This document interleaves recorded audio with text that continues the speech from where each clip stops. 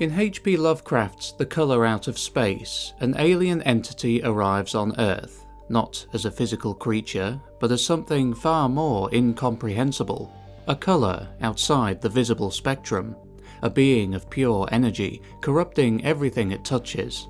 But could such a life form exist?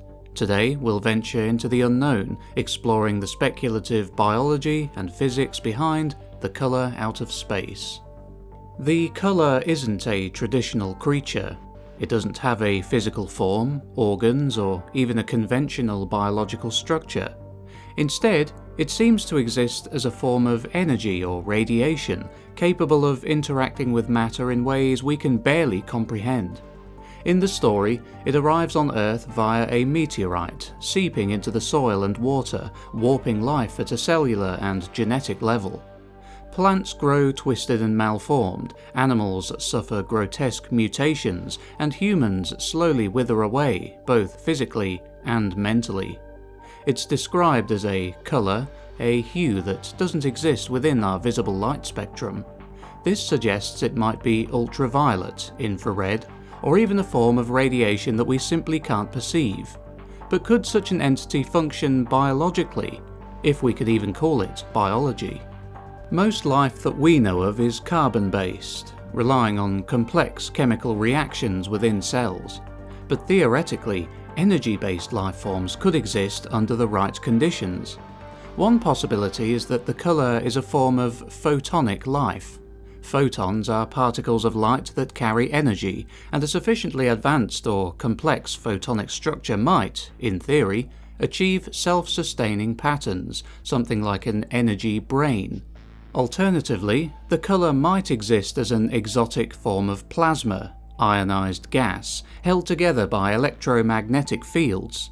Such a structure could potentially interact with matter in ways that mimic biological processes, corrupting DNA and altering the chemistry of organic life. This would explain why the colour seems to feed on the vitality of living organisms, draining energy and reducing them to husks. The colour's most horrifying trait is its ability to corrupt living organisms. But how could energy or radiation warp life so drastically? One theory is that the colour interacts with DNA, breaking down or rearranging genetic material. Certain types of radiation, like gamma rays, are already known to cause mutations. But the colour seems to do this in a controlled, almost purposeful way, as though it understands the blueprints of life itself. It might be emitting an unknown wavelength of energy that directly targets cellular structures, disrupting normal functions, and creating grotesque new growth patterns. Another possibility is that the colour introduces alien proteins or molecular structures into the ecosystem, an invasive molecular virus that rewrites biological processes. The colour isn't just destructive, however. It seems deliberate. It spreads methodically, siphoning energy from its surroundings, while avoiding quick detection. Could this indicate intelligence? Intelligence doesn't always require a brain or neurons. Complex patterns of energy or data flow, like those seen in computer networks or even ant colonies, can give rise to behaviour that seems purposeful. The colour is intelligent. It might not perceive reality in the same way we do. It might experience time differently, exist simultaneously across dimensions, or even be a fragment of something much larger, a scout, a seed, or a fragment of an interstellar ecosystem. While no known organisms resemble the colour, the universe is vast, and our understanding of physics is still growing. Certain exotic phenomena, like Bose-Einstein condensates or dark matter, hint at states of matter and energy we barely understand. It's possible that somewhere in the cosmos, under extreme conditions, perhaps near a neutron star or within interstellar plasma clouds, something like the colour could emerge naturally. Alternatively, the colour might not be a natural being at all, but a constructed one, an ancient alien weapon, experiment, or probe designed to terraform or cleanse entire worlds by breaking down and reconstituting biological matter. How would humanity respond if the colour out of space were to visit us today? First of all, containment would be nearly impossible.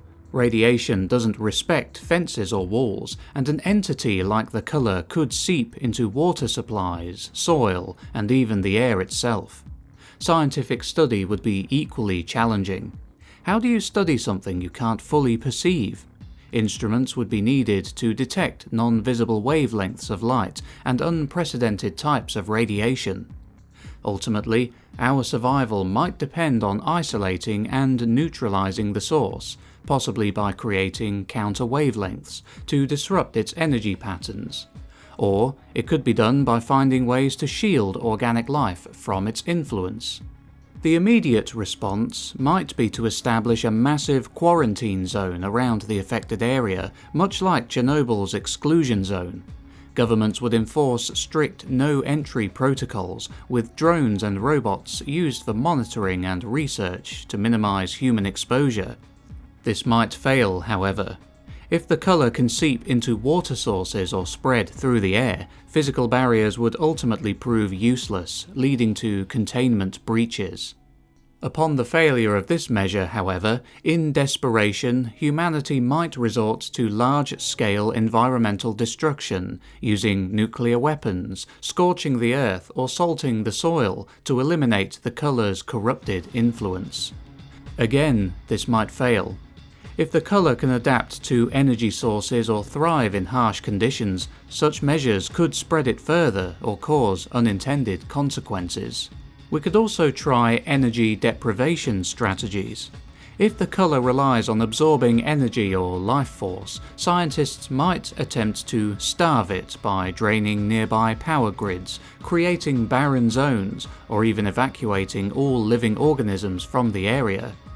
The colour could potentially adapt to alternate energy sources, however, including geothermal or cosmic radiation. And also, you have to wonder just how practical moving every single living organism from an area would be. This would include all animal life, digging up all plants in the area, and even having to find a way to evacuate all present microbes and bacteria. Yes, it doesn't sound like much of a possibility to me. As it becomes increasingly clear that physical attacks on the colour won't suffice, different measures could be put into place. A personal favourite theory of mine is the psychological countermeasures that could be taken. Since the colour seems to exert a psychological toll on those exposed to it, mental health treatments might become as critical as physical countermeasures.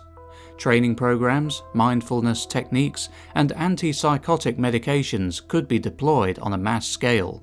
However, this too may fail. The colour's psychological effects might not be purely chemical or biological, but tied to something far more existential or metaphysical. Communication with the colour may be attempted as well.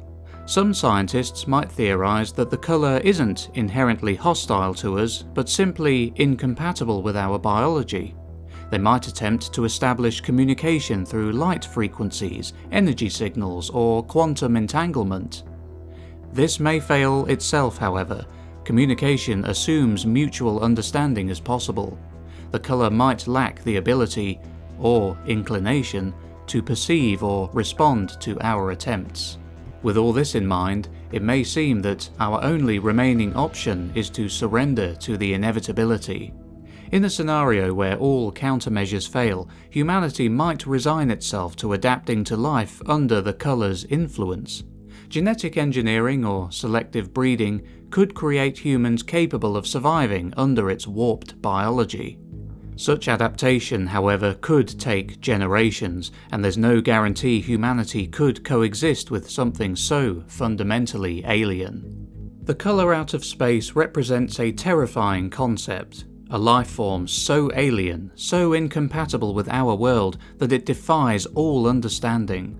Whether as a naturally occurring energy being, a cosmic weapon, or something even more incomprehensible, it challenges our assumptions about what life can be. And perhaps that's the true horror of Lovecraft's creation. Not just the damage it causes to all life on Earth, but the realization that we might not even be equipped to understand it. Thank you for watching. If you enjoyed this video, then please hit the like button and the subscribe button to be notified of future uploads. Also, if you're feeling generous, you can become a member or patron of the channel. Links in description. It would be very much appreciated. I'd also like to thank my current members and patrons who can be seen here. This has been the Bewarecast, and I'll see you next week with a new video. Take care.